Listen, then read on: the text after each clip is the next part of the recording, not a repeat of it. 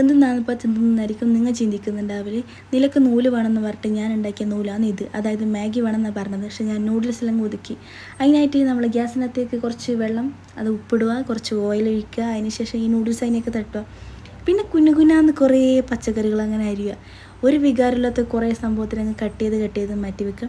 അതിനുശേഷം ഇത് നമ്മൾ നൂഡിൽസ് വെന്തതിന് ശേഷം അങ്ങ് ഊറ്റിയെടുക്കുക. അതിന് ശേഷം നമ്മുടെ പാനിലേക്ക് കുറച്ച് എണ്ണ ഒഴിക്കുക. പിന്നെ മുട്ട ഒഴിക്കുക.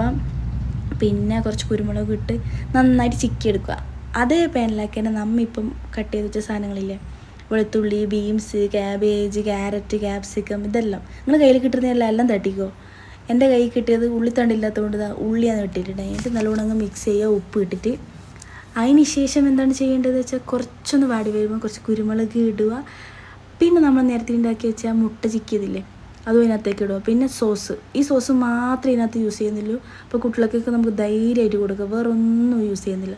അപ്പോൾ അതും തട്ടിയതിന് ശേഷം ഈ നൂഡിൽസ് അതിനകത്തേക്ക് ഇട്ടിട്ട് നന്നായി അങ്ങ് ഇളക്കാനറിയാവുന്നവർക്ക് പിന്നെ പറയണ്ടല്ലോ. അപ്പോൾ ഇളക്കി ഇതിനെ നീട്ടി വലിച്ചങ്ങ് എടുക്കുക. ഇതെല്ലാം അങ്ങോട്ടും ഇങ്ങോട്ടും മിക്സായി സെറ്റായി വന്നതിന് ശേഷം നമുക്ക് ടേസ്റ്റ് ചെയ്യാം. ഞാൻ ടേസ്റ്റ് ചെയ്യുമ്പോൾ സൈഡിന് ചില്ലി സോസും മറ്റേ നോർമൽ സോസില്ലേ, അതും കെച്ചപ്പ് എന്നൊക്കെ പറഞ്ഞ് അതും വെച്ചിട്ടുണ്ട്. എനിക്ക് ഇതിനകത്ത് ഡിപ്പ് ചെയ്ത് കഴിക്കുന്നത് ഭയങ്കര ഇഷ്ടമാണ്.